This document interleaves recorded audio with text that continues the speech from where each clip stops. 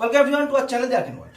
So class 10 তোমাদের সবেমাত্র তোমাদের আজকে ইংলিশ পরীক্ষা শেষ হয়েছে এবং তোমরা আশা করি তোমরা প্রত্যেকে ভালো পরীক্ষা দিয়েছো এবং তোমরা ভালো নাম্বার পেয়ে তোমরা মাধ্যমিক পরীক্ষা পাস করবে। সো আজকের ভিডিওর মাধ্যমে তোমাদের সেই কোশ্চেনের যে সমস্ত সলিউশন তোমরা করে এসছো দেখে নাও তোমরা কে কত নাম্বার ক্যারি করতে পারছো বা কে কত নাম্বার পাচ্ছ, সেই সম্পূর্ণ সলিউশন আমি তোমাদের এই ভিডিওর মধ্যে প্রোভাইড করে দিয়েছি। তোমরা কমেন্ট সেকশনে কমেন্ট করে জানাও তোমাদের কোন আনসার তোমাদের সমস্যা হয়েছে বা তোমার কত নাম্বার পাচ্ছ এই পরীক্ষায়, এবং এই কোশ্চেনের সলিউশন দেখার পর তোমরা কতটা নাম্বার ক্যারি করতে পারছো বা কতটা নাম্বার তোমরা পাচ্ছ পরীক্ষায়, সেটা তোমার কমেন্ট সেকশনে কমেন্ট করে জানাবে। সো টাইম ওয়েস্ট না করে সম্পূর্ণ করে দেখে নাও এবং পরবর্তী পরীক্ষার জন্য অবশ্যই প্রস্তুতি নেবে। সো বেশি সময় ওয়েস্ট করবো না, তোমাদের রানিং আমি তোমাদের দেখিয়ে দিচ্ছি।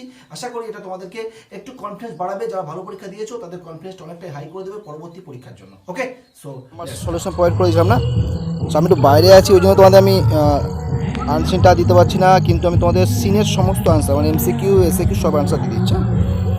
দেখো ফার্স্টে যেটা তোমাদের হবে এটা তোমরা জানো, এলাহাবাদ হবে, তারপরে সাং ভাইজান, আর তারপরে ফেল্ট অ্যাট লস, তারপরে মেয়ার অবজারভার গান্ধীজি ওয়ার্ক, তারপরে রিমেইন করাজেস। এইটা তো দেখছো। এবার এরপরে দেখো যে ফুল ইন দ্য ব্ল্যাঙ্কস যেগুলো আছে, কমপ্লিট দ্য ফলোইং সেন্টেন্স। আমার বাইরে আছে, একটু সাউন্ডে প্রবলেম হচ্ছে, কোনো একটু অ্যাডজাস্ট করে নাও। এখানে huge crowd had gather at the bank of the river Ganges. তারপরে when Gandhiji first time the magic circle had vanish and leaving everyone like author unprotected. অথরের মতো বাকি সকলকে আনপ্রোটেক্টেড হিসেবে রেখে দিয়ে গিয়েছিল। আর huge crowd had gather at the bank of river, সেটা দেবে গঙ্গা নদীর চারপাশে তীরে সবাই ভিড় জমেছিল। তারপরে ইভেন ইফ দ্য বাপু ওয়াজ গন, বাপি চলে গেছে, but many people of Indian, যারা ভারতীয়রা আছেন, যারা ইয়ং, তারা কিন্তু সবাই সেই ওনার যে আইডিওলজি থেকে শুরু করে এটু যে সমস্ত কিছু কিন্তু ক্যারি করার জন্য রয়েছে সঙ্গে।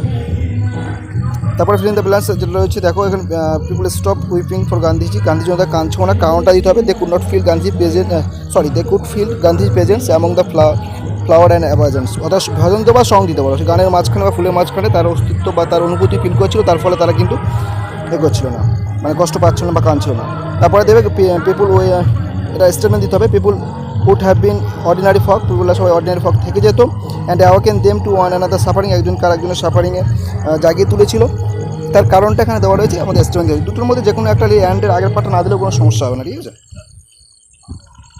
নেক্সট পার্ট তোমাদের যেটা এবার গোটা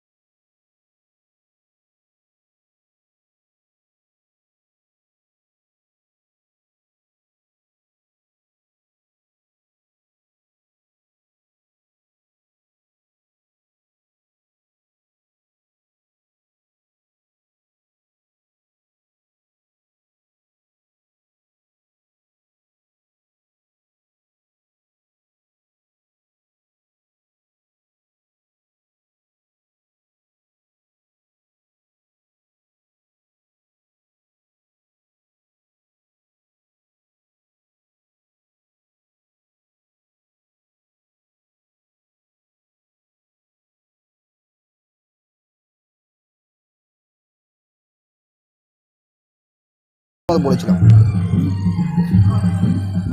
সো আশা করি তোমরা বুঝতে পেরেছো তোমরা কতটা আনসার করে এসছো এবং কতটা নাম্বার তোমরা ক্যারি করতে পারবে, এবং এর পাশাপাশি কতটা ইজি কোশ্চেন ছিল তোমরা বুঝতেই পারছো।